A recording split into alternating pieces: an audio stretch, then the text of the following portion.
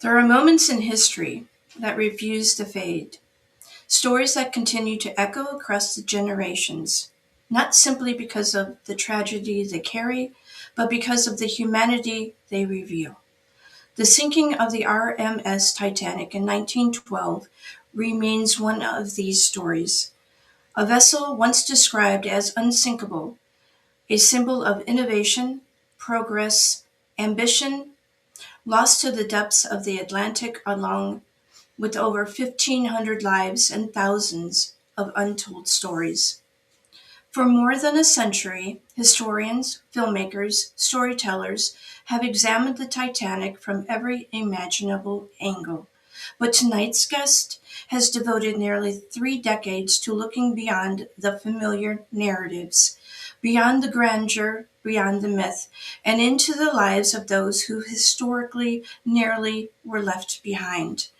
Norbert Zimmermann is not only simply a Titanic historian, he's a researcher, author, lecturer, and historical and scientific advisor whose work has helped restore voices to passengers often overshadowed by celebrity and social status. Through books such as The Forgotten Passengers of the Titanic, Forever Third Class, Titanic: Chronology of a Disaster, The Second Sinking of the Titanic, Destiny of the Titanic, and The Titanic: End of an Illusion. He has challenged audiences to look deeper, to listen closer, and to remember more completely. His dedication extends beyond the written page, serving as a historical consultant for theatrical productions and bringing Titanic history to audiences across international stages and lecture halls. Tonight, we step beyond the headlines and into the heart of the historical preservation, exploring not just the tragedy of the Titanic, but the passion of the man committed to keeping its human stories alive. Please welcome researcher, author, and historian Norbert Zimmermann. Hello together. Thank you for the wonderful invitation. It's an honor for me to be your guest here. Thank you, thank you. All Yeah, right, so we're going to get into it. yeah. Section 2. The Titanic has fascinated historians and storytellers for over a century. What first drew you personally into researching the Titanic, and do you remember the moment when curiosity turned into a lifelong dedication? Oh, it's a long history because the first time I've ever heard about the Titanic, I was 7 or 8 years old, and I've seen the movie with Barbara Stanwyck and Clifton Webb. This movie from 1953. And I was totally shocked about the fact that so many people died in that night. I was 7 or 8 years old. You can't imagine at this time. And the most important thing when I come into the Titanic world was at my 15th birthday. It was September 1st, 1985, when I got 15 years old. The wreck of the Titanic was officially discovered by Dr. Robert Ballard and John Louis Michel. And this story was so fascinating. I was so flashed about this news, but it was before the internet. It was very difficult to make research. In Germany, you have only 2 books about the Titanic, and I go to libraries and so on, and got newspapers, but it was very difficult in this time to get to information about the Titanic, real information, not myths and so on. Right. And over the years, I've contacted some authors and historians of the Titanic and come in contact. And it was in the early 90s. And then I've hear the rumors that a new Titanic movie is planning. This was a movie from James Cameron, and now you've got more informations. The internet is now running and so on, and you've got more information. I've seen the movie since today over 500 500 times, and after that, I've come in contact with many descendants of the Titanic, um, uh, especially David Haseman. He's a youngest son of Edith Brown. Um, she was 15 when the Titanic sank, and his father died in that night. And I'm in contact with him for over 20 years now, and his older sister, Dorothy. Now he's 87, and Dorothy is 93 years old. Oh my. Both are still alive in Southampton. I think that's super cool. Yeah. So let's go on to the next question. Many historians describe Titanic as more than a maritime disaster. They see it as a snapshot of society in 1912.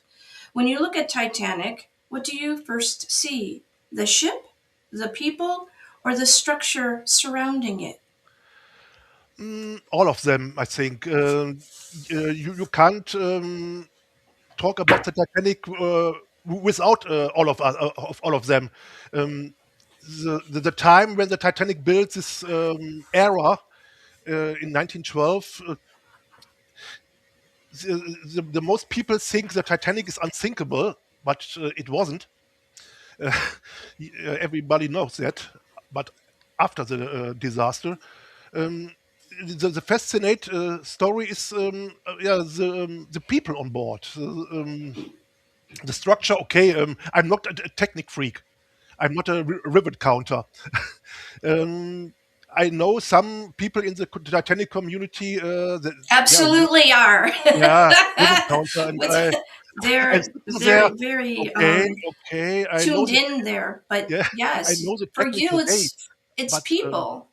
yeah, for me, it's more important. The people are more important in the Titanic history, not Your the work, technic dates or yes, technic facts. yes. Your work is known for strong historical depth. Can you walk us through your research methodology when uncovering lesser known passengers, say, that were on the third level? Um, I have over the last years contact with some people from the third class, and it is very difficult to find some research details from the passengers, especially from the third class, and because they were not so important like the people with money, the first class passengers. And the third class passengers, it was very difficult to find some details of these passengers. And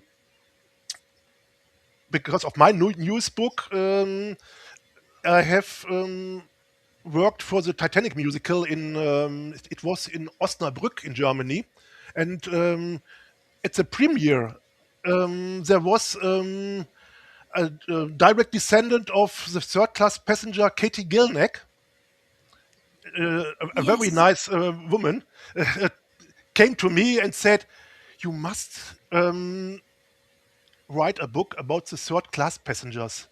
And she gave me her contract address, the address of the Gilnack family, and so on. Katie Gilnack survived the tragedy, Yes. and so I have contact with this family, and it was very interesting. I hear, though, by the time this theatrical presentation came around, you were very much in the understanding that your work in the written form was kind of complete. So that when she came and asked you to do this, did you have any pulling away from it at all? Did you go through any process of I know what it's like to go and do research. Now this is going to be one of the most difficult things I have to do. Did any of that go through your mind before you sat down to um, pen this work? Mm, no, I think it's now my fifth book about the Titanic, and I've worked. The first book I've written was in 2008. Because, no, it was published in 2008. I've begun to work on it in 2003. Three, I think. I take 5 years for my first book, and for my fourth book, I've worked nearly 6 years. I've go to the historical places, Southampton, Belfast, and Cove, and so on. It's but it's for me it's a passion, and I will give the people on board a voice, Yes. and this is very important for me. And so I said to her, "Okay, I did it. I must do that."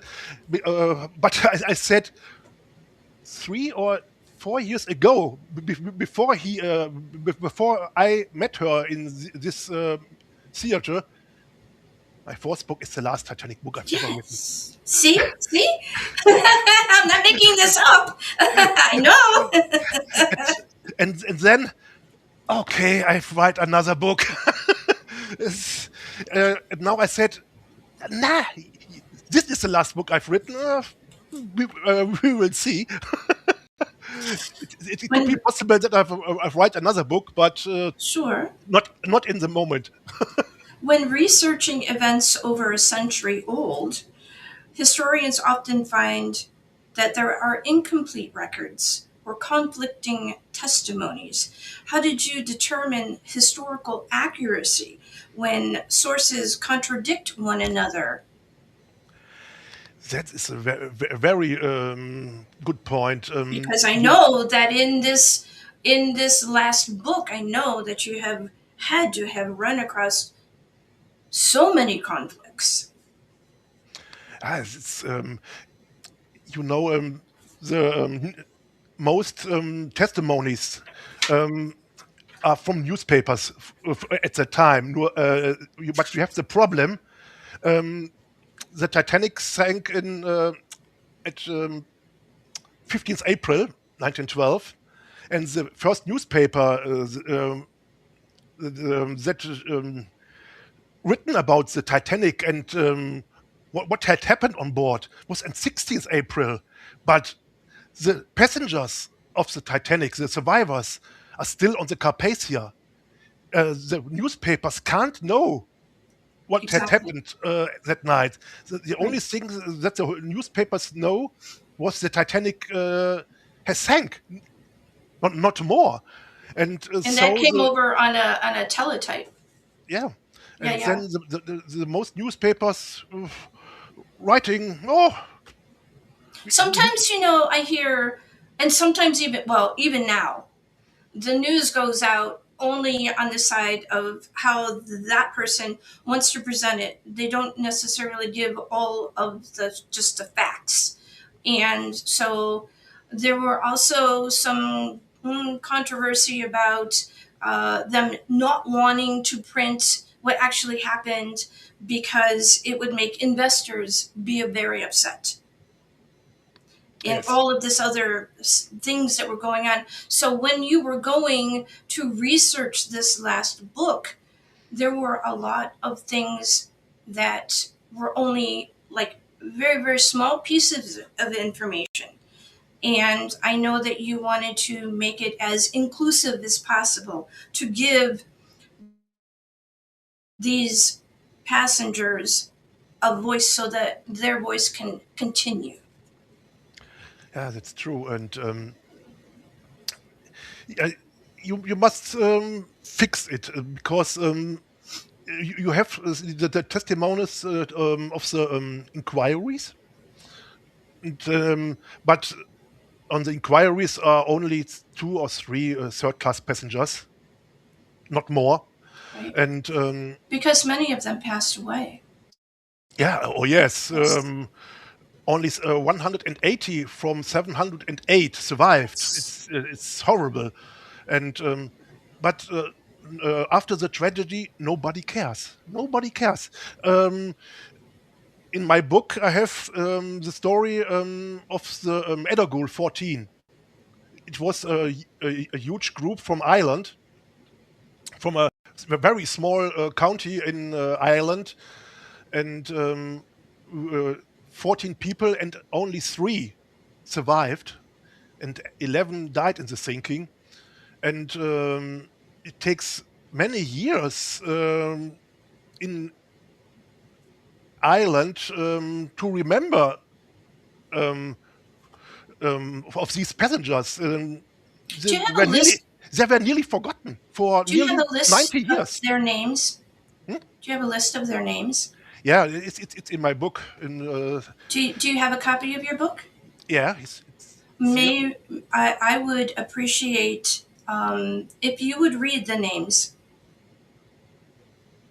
Okay, wait. I must. Uh, wait. That's okay. It's here.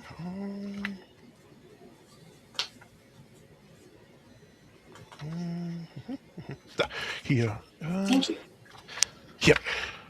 Uh, it was Mr. John Burke. He was 42 years old. Mrs. Catherine Burke, his wife, 32 years old. Miss Mary Burke, I think he was the sister of Catherine Burke, 40 years. Miss Mary Canavan, okay, sorry, 22 years. Miss Patrick Canavan, 21 years. Miss Bridget Donahue, 21 years. Miss Honor Fleming, 22. Miss Mr. James Flynn, 28 years. Miss Anna Catherine Kelly, 20 years.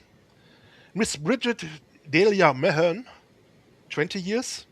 Miss Mary Mangan, 32. Miss Bridget Delia McDermott, 31. Miss Catherine McGowan, 42 years old. And Miss Anna Louise McGowan, 70 years old. It was the niece of Catherine McGowan. Only three of them survived the sinking. Your book focusing on the third class passengers gives voices to individuals often overlooked. What inspired you to shift your focus towards these passengers specifically? Phew,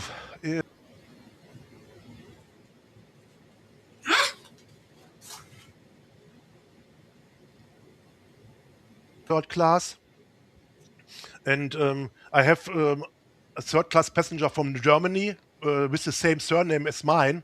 It was very interesting. I will make a little bit research about him.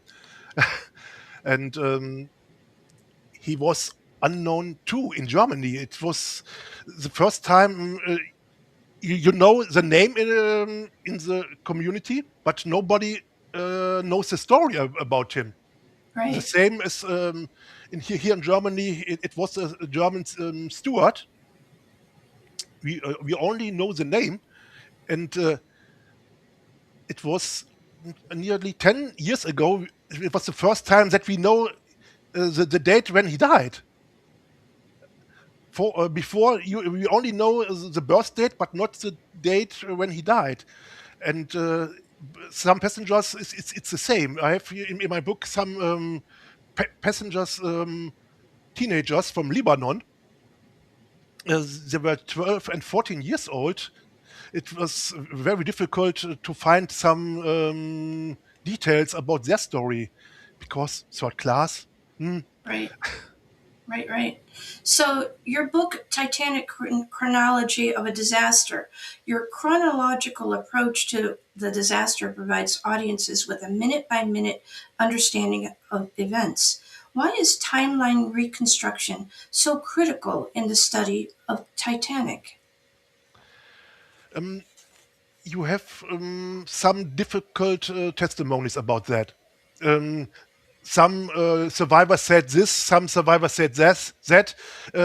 What happened that night at that time, it is very difficult to put it together.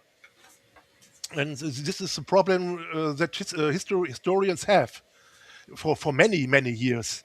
You must put it together.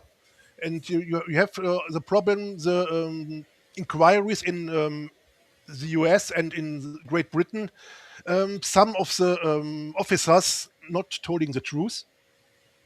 You know exactly that that they're not telling the truth because it can't happen.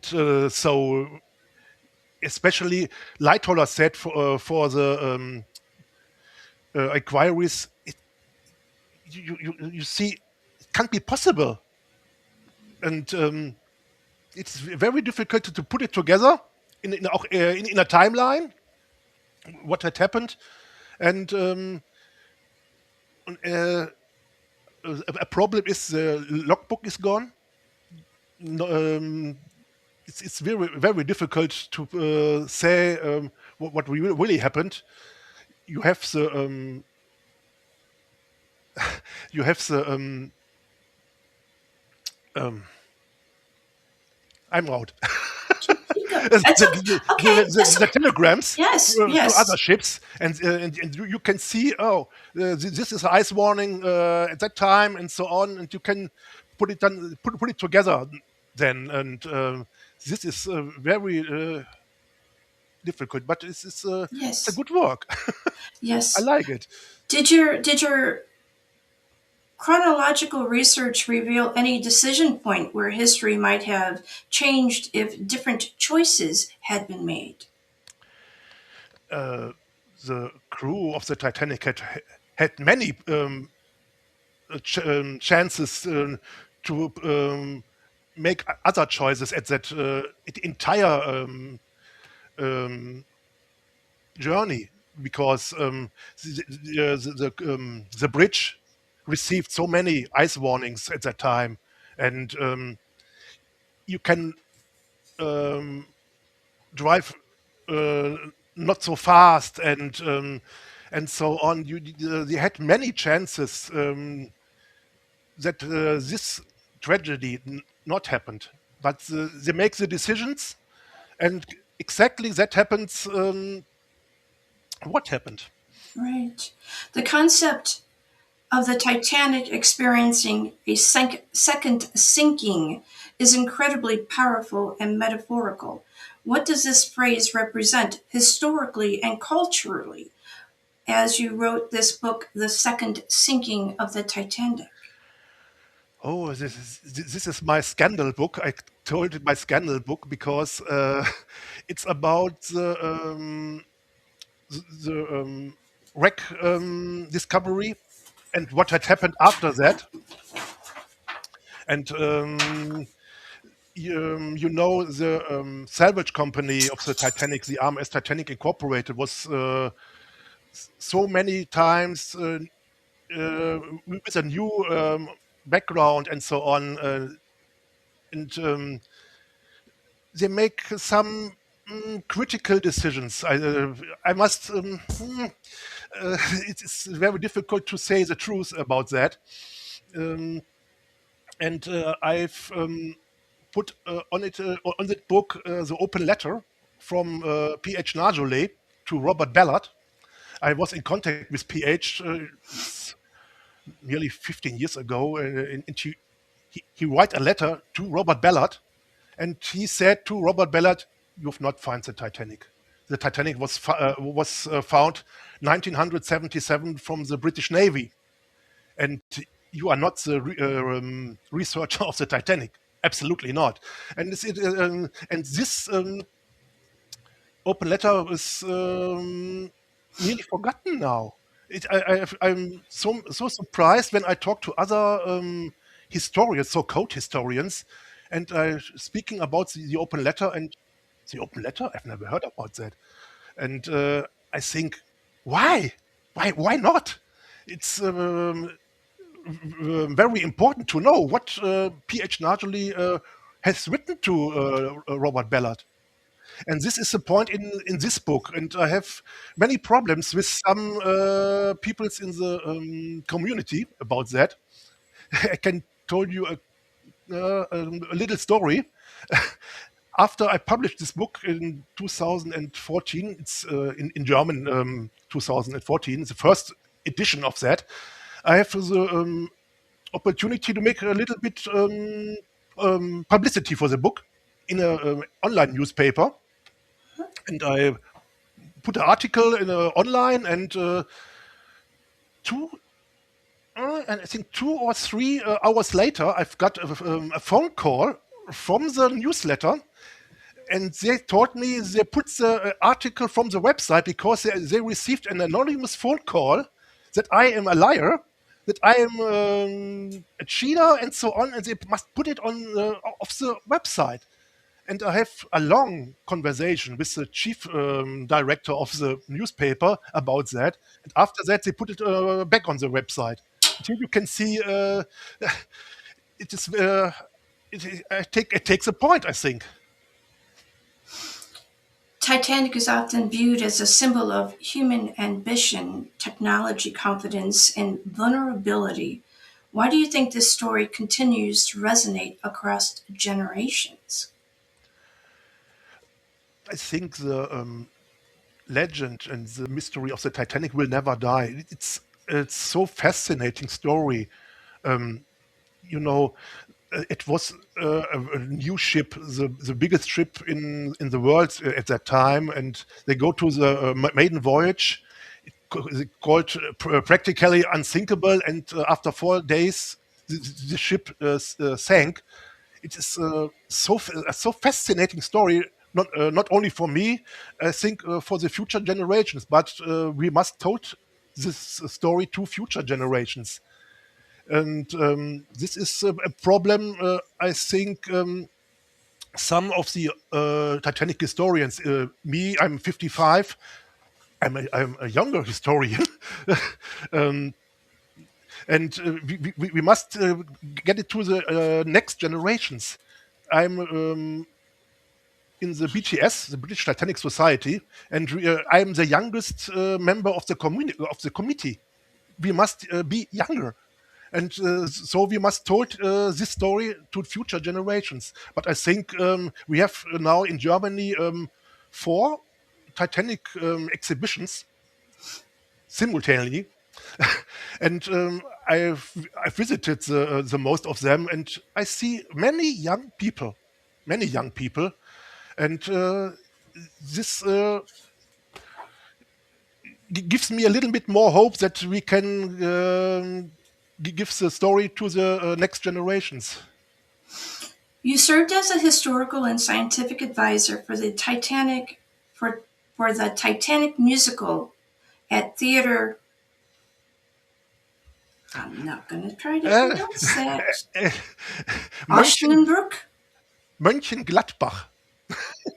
It's a very Cool. difficult city name, I know. So how does translating history into performance differ from writing academically or historically? It, especially the musical, it's very difficult. You know, it's the musical, the Broadway musical. Yes. Um, it's older than the Cameron movie, and some historical things in that musical are wrong. But you can't change it because it's trademark. Um, for an example, the Stoker. Oh God, That's okay. um, I've lost the name. I'm a little bit nervous. Sorry. Don't be nervous. It's just us ducks. We're fine. The Stoker Um, survived the sinking of the Titanic, but in the musical, he died. And or Jack Thayer on Titanic, he was 17 years old, and in the musical, 10 years. But you can't change it. And it's for me as a historian. Barrett was the Stoker. I have the name. okay, so then here is what I'm going to say to that. There are a lot of films about the Titanic. My appreciation is for the one that was in black and white. Right now, the name of it escapes me. The one that Cameron made, I have never seen, nor will I ever watch. Oh, On any level, will I not do that. And not, I'm not going to express my opinion other than to say that. So, with that, creativity of the director when they are doing a production. They say that it is artistic ability to be able to do it as they see it in their head. Cool, fine, all of that. Everybody knows when you go to a musical or you see a movie, it's probably going to have some things that are not exactly accurate and some things that are very unaccurate, period, end of sentence. But the importance of it, and even Cameron's movie, is that it gets the name of the ship out there. And it may spark someone else's interest years and years after everyone has probably passed away. And in that, I am going to be going to my next segment. How do you like that for a segue? We're gonna go over here, and I am going to, let's see, add a couple of your friends have decided to join us, and I see. and so we got Hello, this Cliff. guy over here. Hey, William. Hi. We got that guy over here, and then we got this guy. I don't know who this guy is over here. I don't know. I don't know what he's trying to do, but he's the party crasher here. And let's see. All right, let's see if I can get this right. Ah, There we go. ah, Surprise. yeah. Oh, that? It's good to Yo, see you Norbert, both. Hi. how are you Oh, doing? Ah, good. And you? I'm doing very well, thank you. Well, Enjoyed listening to what you had to say. You couldn't see me, but I could see you. yeah. Yeah. Thank you for I, that. I, I had to play the devil's advocate and tell you a white lie when you messaged me and asked me if I would join you on the interview. So it's a here's my couple of days ago. yes, but here's my previous plans in action. Oh, there I am. I was wondering why nobody heard me. That's okay. Let you guys just go ahead and have your conversation. This, of course, is I never know how to introduce this guy because he's got like books and he's got all of this other kind of really, really cool stuff. And I know he doesn't like me using the name or the surname Mr. So, uh, Cliff, hi, welcome to show. How would you Always like Cliff, people thank to? you. How would you like people to address you? Or just Cliff. Just Cliff. This Just is Cliff. this is just wow. This is cool. Yeah. Obviously, his last name is Mister. I did it. I'm sorry. I got so much respect for you. Last name Ismay, and he has a few books and whatnot. And in another piece of this segment, we are going to be discussing that. And then, of course, we have Mr. Brower. Don don don. I have a lot of respect for this man too. Dun, dun, He is the dun. reason why this show is going on, and for some reason I can't remember your first name. Tell people who you are. William Brower. Yes, yes. And these both these gentlemen are historians and have a, a I was going to say an affinity. Um, they have gone on for a very long time, for decades, talking about the Titanic. And so, for those who do not know about your background, Cliff, give them a little bit of idea of what it is you do. Okay, so I'm a retired electrician. Worked all my life as a contract electrician. Um, I'm also a relative of Joseph Bruce Ismay, the chairman of the White Star Line. To be specific, it's a distant relationship, but I would be his fifth cousin once removed being a generation apart. Now that I've retired, I took a big step backwards from my work as electrical engineer and turned my hand to pen and paper and decided to write a book, which which seems to have gone down very well so far, enough to encourage me to go on to the second book, which we may or may not discuss later. So that's basically everything you need to know about me. So, Cliff, do you have any questions for Norbert, and or anything that you would like to say about his research as far as the Titanic is concerned? Well, I just think Norbert is done some brilliant research where Titanic's concerned. He's found out a few things that a lot of people in the mainstream Titanic groups probably didn't know, and he's managed to clarify it very well. And I applaud Norbert because it's people like Norbert that can bring these new stories of Titanic to life, and I think it's wonderful. I don't have any questions, Norbert, um, but I do applaud what you've done. And now we have Mr. William Brower, historian. I don't know how many decades. I want to say at least three yourself. Thank you. Um, And that's give close enough. give give the audience some perspective as a historian, the importance of carrying on the Titanic into newer generations and the importance of the material that is out there sparking young minds. Well, right off the bat, one of the biggest reasons that this needs to be passed through and continue to be passed through is because of the fact that even though we're going to mark 114 years this coming April, the lessons from the disaster are still being implemented and learned.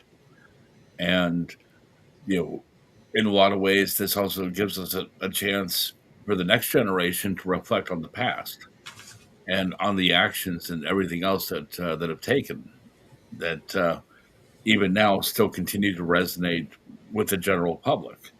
Be it as a for the aspiring filmmaker looking for strong independent female roles or even roles of heroism. Um, you know, Cliff, I'm going to use this just strictly as example. Obviously, my take about Bruce, but even in cases of looking for a villain and someone that could be put into a villainous position that we could then turn around and analyze over time. So, and and then in Norbert's case, it's a blending of the two. And Norbert, I'm very pleased to let you know that you know just before coming up here that the county that I live in is actually considering putting your book into the public libraries, and it will be possibly addressed to be included as educational material for our schools as well too. So Wow, please thank continue, keep up the great work. you. Oh, wonderful. It's great news. Wonderful. Norbert, do you have anything that you would like to say to Cliff at this point? Ah, Please. we have same friend. You know Cliff, Hmm. the the late Howard Nelson. He was a very good friend of mine and a friend of Cliff. Hmm. He passed away 11 years ago. It's very sad. I missed him, and I hope we I hope we will see us in the future, Cliff. We are only texting each other with each other, but we are never seen us in person. Yeah. Uh, But we know us for nearly 20 years from texting, but not personally. and Uh, I don't feel bad, Norbert. I still owe Cliff at least 6 pints of ale because we're in the similar boat. okay. Dude, And dude. Well, to be honest, no, but as I think you know, I've met Howard on many, many occasions, and I can say he was the perfect gentleman. Oh yes. absolutely. Yeah. He used to say, always say one thing to me. Since his wife passed away, sadly, he found a new love in his life, and she has a huge ass, and he called her Titanic. It's a There he is. wonderful picture of Howard. Yeah. There he is. Yeah. Now, I do want to share a very funny Howard story with you, Norbert. Yeah. You know, believe it or not, as to be expected, as it comes with the territory as being within the community. When I first saw Cliff pop up as a suggestion when I first came into Facebook almost 20 years ago, naturally I did reach out to him, and the request to connect was declined, and I let him know that Titanic was a part of my life, and I got a one simple sentence answer of yes, it's everybody's life. And then Apparently, that's true. That's true. yeah, Apparently. oh, Absolutely. uh, fast forward a couple of years, and I ended up connecting with Howard, and I'm very very proud, and still maintain the moniker with pride. But Howard appointed me as the first U.S. ambassador to the Heritage Trust, Mm. and he goes, well, you're the first U.S. one, but we do have an ambassador up in Northern England, and I think that the two of you can really shape the trust to a new level. And I'm like, great, what's his name? And he's like, it's Cliff Ismay. And I'm like, oh, yes, I've already hit that iceberg. And he goes, oh, he gave you a single sentence answer, didn't he? I'm like, yes, he did. And he goes, well, we have to fix that a moment. Needless to say, 10 minutes later, I get a friend request. Okay. And I mean, and luckily these days, like I say, the Ismay family and the Brower family are both have adopted one another. So over the years, we have gotten numerous exchanges of birthday cards, Christmas cards, sympathy cards, when especially when Howard passed and such, and you know, even in the midst between of all of that, um, Howard used to always brag about you, Norbert. The times that I would talk with him, and it was always so funny. She was like, "Have you had a chance to meet Norbert?" And I'm like, "No, but my German is so broken, and I could do just a few lines of dialogue from Das Boot, and that would not really work for a historical perspective." And he's like, "Oh no, it's all good." But but I was like, but I know his research. I'm a fan of his research, but I don't know about conversational German. So I've always in my mind when I talk to Howard, speak a little bit German, and he said cocktail.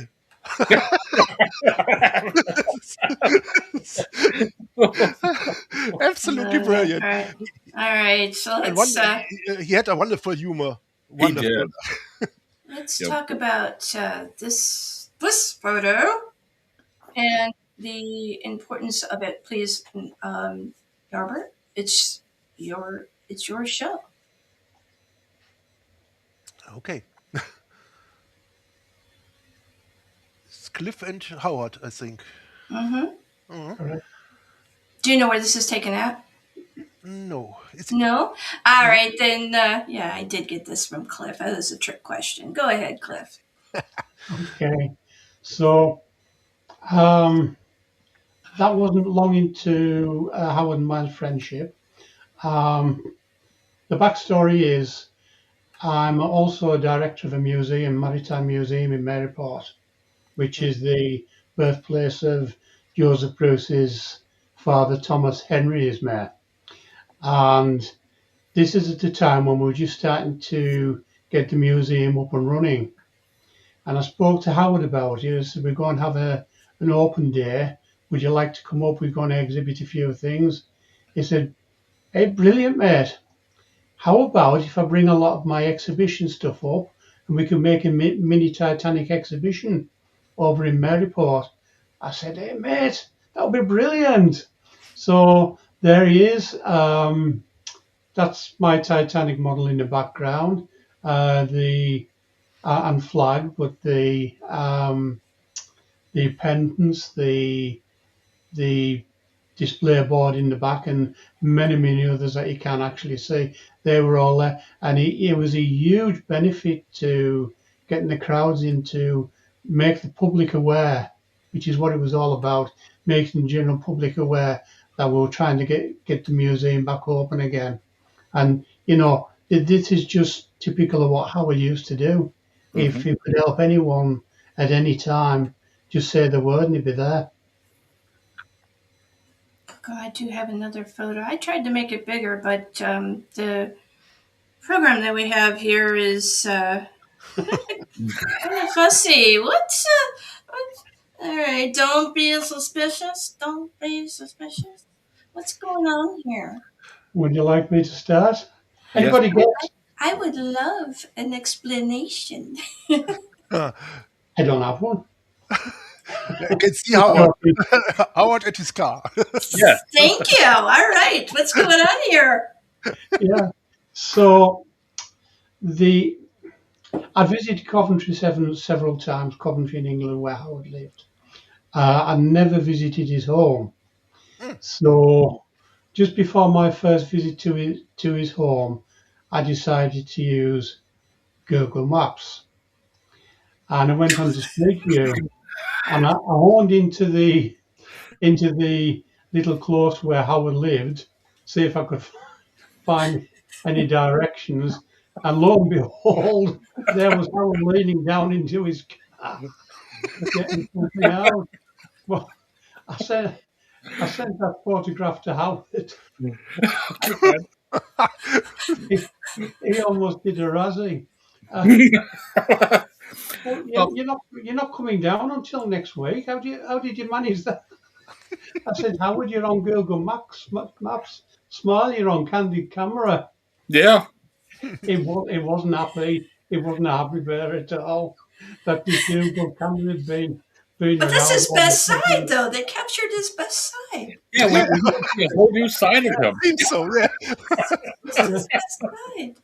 At least he had his pants pulled up. I mean, they do look like they're trying to slip a little bit, but oh my god! At Yeah, least, they weren't like slipping down to the netherworld. yeah, But I mean, that would be even funnier. But he would that was probably really be mad. although I was very distraught when he first learned about it, Howard being Howard, he still Yeah. managed to turn it into a joke. I love Nelson this. Cavern. This is a lovely photo. Please tell us the story about this. That'll have to be me again, I'm afraid. So again, this is Howard's trip to Maryport. He looked over the bridge and he said, "Cliff, really? Nelson Tavern? Really? Do I have a pub named after me?" I said, "Like, yeah." So he couldn't resist, obviously, standing outside and having his photograph Looking all taken. stoic. Very Yeah. stoic. I love Of that course, though. we couldn't resist the temptation also to go inside and try a couple of pints as well and cocktail. Cocktail. There he And is. he liked Brötchen. Brötchen. All right, we got Yeah. There we we have are. a book that you have made, and a lot of people are very interested in hearing the story that you have presented, and give it a little bit of a snippet, and then we will move along. Okay, so when I retired, I had a mind to write a book, and I thought, well, you know what? I've never written a book before. How can I do something like that? I mean, I was used to knocking brick walls down with my bare hands. How can I turn around to pen and paper? However, I thought, well, you know, if you're going to write about a book about Bruce, who better than a relative? So I Mm. decided to have a go. And when I started my research, um, what I found was, although there's a lot of stories about Bruce being a coward, ordering the captain to make Titanic make a record crossing, reducing the number of lifeboats, etc., etc. I found all these stories very strange, and I thought, is it true? Am I actually related to this guy, the coward of the Titanic? But then the more research I did, the more I found that these stories were totally untrue. And someone should really tell the true story of Bruce. I suppose they're better than a relative. And I just found that there were so many stories about Bruce which were repeated film after film after film, book after book, and they were all following the same narrative. So that's when I decided I would put the pen to paper and tell the true story of Bruce, the man they called the coward of the Titanic, because it wasn't anything I made up. It was all factual evidence that I found from the inquiries, and I was very lucky enough to be invited to the home of Bruce's great grandson, whose name he doesn't like me to mention. He likes to keep out of the Titanic stuff, but he invited me to his home and he showed me a huge archive of original documents, photographs, letters, etc., etc., that helped me compile the book. So I have a great gratitude to his great grandson. And as I say, it's books went down exceedingly well. Thank you so much. And this current photo, there is a certificate. Oh yes, so the book is generally available through many high street outlets and through most online stores. Um, So I do sell my own copies, but people can order them online from Amazon or wherever. But I do sign the book as well personally, and if anyone buys a book from me, they have the opportunity of buying a limited edition certificate. So I made 500 limited certificates, and each one is numbered and signed when if anyone wants to have that with the book. So we want something like 250. So guys, there are 250 left, and then they're gone. There we So go. do contact me if you want to, and Okay. you can see my email address on the bottom, author.ismay@gmail.com. Thank you. And over here, let's see, one, two. I gotta get you up on here. I'm changing scenery and trying to make sure we get everybody over here where they're supposed to be. Fun times, fun times. All Ah, right. There we go. Yeah. it was a windy day when this photo was taken 3 years ago. Let people know where this is at if they do not recognize. This is in front of Titanic Belfast in the background. It was taken in April, and it was a very windy day. You see it in my hairs, my hair. I love that. I love that though. But I have, Very very authentic.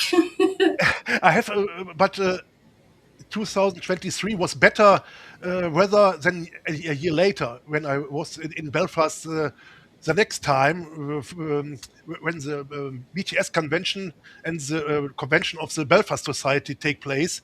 We have 5 days rain, rain, rain. It was Jeez. uh, It's almost like terrible. Ireland. Yes. It rains a lot there too. That's why the grass is so green. But the most time when I visit Belfast, I have sun. Not in 2024. And And on one rain. day, I must change my clothes 3 times. Okay, Three so times. we have a lot of photos that I want to go through. So Ah, there since I, this is all about Norbert, let's do that. ah, Where is this? this was taken. I've made a movie evening. I showed the movie A Night to Remember, Hmm. and in a very fine location. It's only 20 kilometers away from me, and they asked me, "Can you make the host of this evening?" And I think yes, and then we show the movie, and after that I've asked um, some questions and so on. The crowd, and it was a very special evening. I think this was taken in Titanic Belfast in the museum. um, Friend of mine put me on the bow and make a photo. I think, oh no, no, but okay, try a photo. It's You look. okay. I mean, you look very stoic. You look very like. I'm here. I will This not is what's make happening. this What was that? king of the I world. mean, No, no. so, so I mean, it is all part of the experience, Yeah. and perspective is everything. Mm. Agreed. Ah, this was in 2024. I've made a lecture during the BTS convention in Belfast Hmm. about the centenarians of the Titanic, because five ladies growing over 100 years after the tragedy. The oldest died when she was 104. Hmm. And I've made a lecture about these ladies. It was very special Pretty, pretty and incredible. a wonderful lecture. This was in October last year. I've had a lecture in the theater called in Mönchengladbach, where the musical take place. This I was was wondering why the stage lighting was so bomb diggity because yes, yes, that's gorgeous. My favorite photo of you. um, I love that. mine too. It was I've made a lecture for in front of 100 people. Hmm. Not bad. I came out and huge applause came. Whew, it was it was very That's pretty special, cool. and I've presented my newest book there. Here is Yes, in Titanic Belfast and the violin from Wallace Hartley. I like this photo. yes, it's beautiful. In 2023 was this taken, yeah.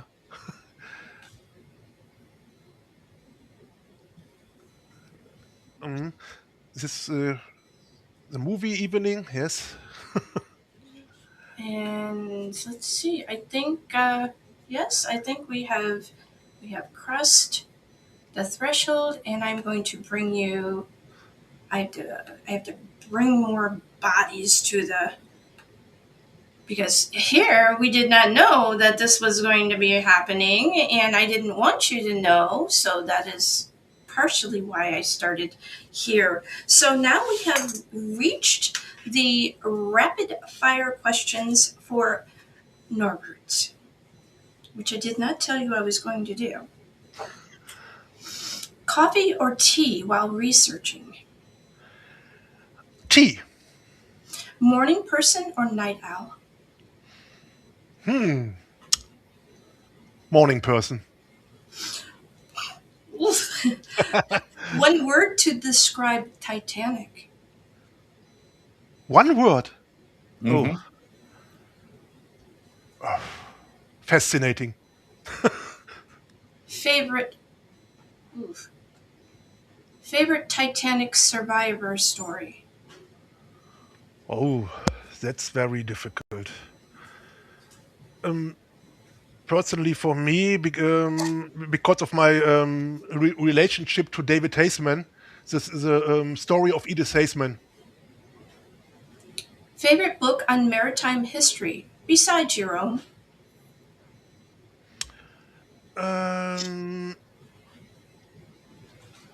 Triumph and Tragedy. First historical artifact you ever touched. First, I must recognize. Wait, uh, it was. I think it was postcard from the Olympic from 1911. It's a If you could couple of years ago.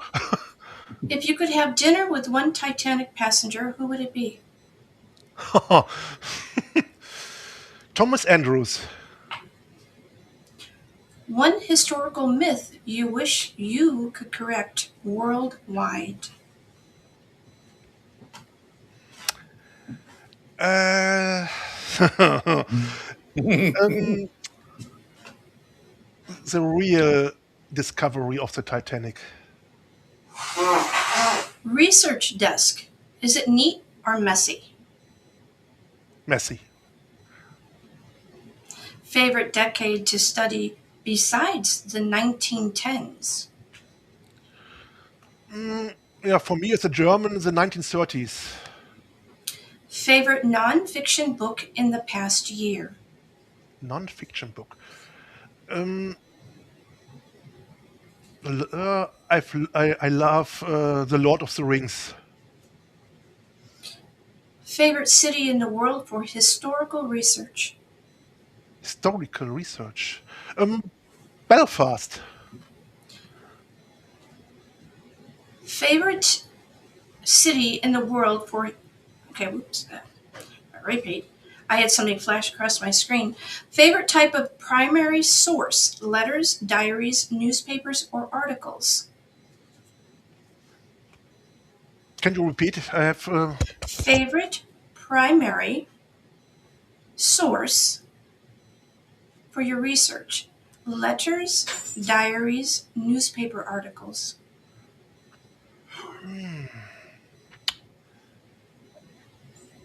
Newspaper articles. Favorite creative outlet besides writing?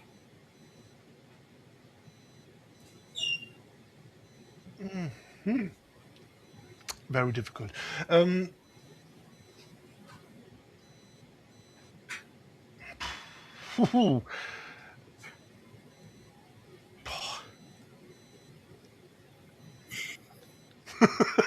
Favorite Titanic film adaptation? a night to remember. Definitely. Favorite museum in the world? Oh,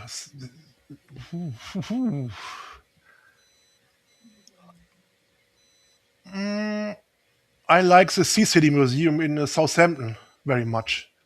One word to one word to describe third class passengers.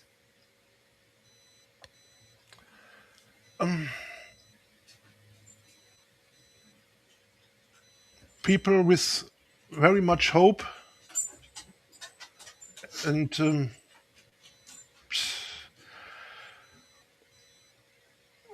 and poor people because they go down with the ship. One invention from 1912 you wish we still had today.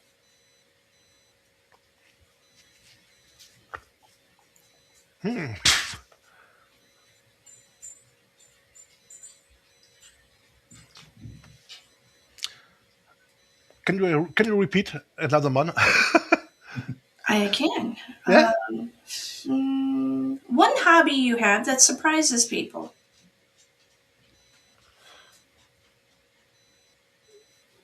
When I surprise people. Mm-hmm. Oh. It's a good, very good He question. is definitely a historian. He is a writer, period. End of Yeah. sentence. Yes. There is nothing outside of doing writing. And so, No, yeah, no. you should not be surprised. I'm a huge football fan. In Oh, America, okay. in America, soccer, in Europe, football. Yes. I know that's part of the reason why I asked you. Let's see. And I will ask you one last And I question. played football since I was 6 years, and I Because I know retired when football, I was yes. 42. Ooh. Yeah. If you could bring one passenger from the Titanic back for a day, who would it be and what would you ask them? I would like to bring back Bruce Ismay, and I will ask him about the truth, what he really does, not what's standing in the books, what he really does during the maiden voyage, not the not the myths, the truth. Very Throughout your throughout your career, you worked to keep Titanic history alive in the public consciousness. If you could speak directly to one of the forgotten passengers you've researched, someone whose story stayed with you even after you finished writing your last word, who would that be, and what would you talk their about their life having an impact on you even today? Hmm.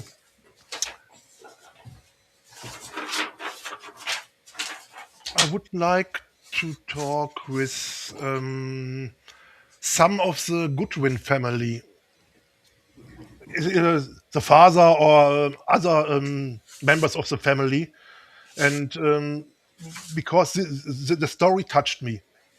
It was an eight member family, and all gone down with the ship, and it's so horrible. And I will talk to them, and will say them, your story is not forgotten, and we continue to tell your story, what had happened, and the story about your family, and what happened to your youngest son, Sidney Goodwin, the unknown child, and so on.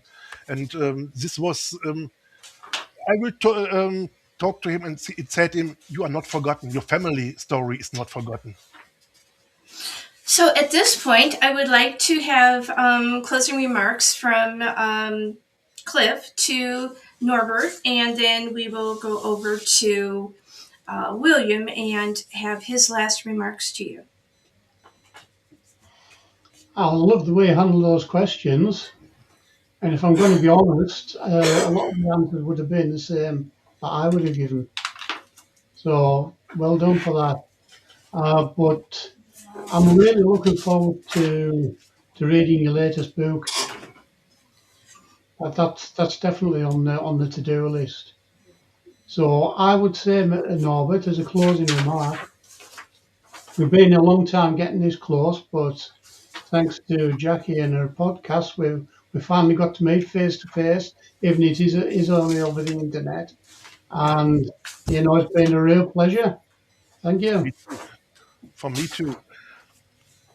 no. And William? Norbert, your research speaks for itself, and like I said, Howard always his tone of voice always changed whenever you were presenting something. So, almost in its own magical reverence, you'd be like, "Have you read Norbert's newest piece?" you know, so it's. I'm just glad just to see past the reverence to the researcher and the friend that you are, and I am I am so proud of seeing how well the book has come on its initial release, and my copy is actually going to be arriving within the next week, so I have a spot on the shelf already, part of my library where it's alphabetized. So your early copies were already sitting there, but I had to make space to readjust accordingly for this one too. That's good. I really appreciate that. Anytime, keep up the great work. Thank you. I will do. Oh, good. History has a unique way of testing memory. It asks us to decide which stories we preserve, which voices we amplify, and which lessons we carry forward. The Titanic has long stood as a symbol of technological ambition and human vulnerability, But through the work of Norbert Zimmermann, we are reminded that its true legacy lives not in the steel or legend, but in the lives of people who stepped aboard with hope, fear, dreams, faith, and in a future they would never reach. Research like Norbert's does more than document the past. It restores dignity to individuals whose names might otherwise fade into statistics. It challenges us to confront uncomfortable truths about class, opportunity, and survival. And it reminds us that every historical tragedy is, at its core, a collection of deeply human stories. Norbert, your dedication to preserving these voices ensures that remembrance remains as an active responsibility, not a fading memory. Thank you for your scholarship, your compassion, and your commitment to telling the stories history almost lost. And to our audience, history is not just something that happens, it is something we continue to understand, to reinterpret, and to pass forward. This has been the Indie Files with Jackie Chin, and we will see you next time. Thank you.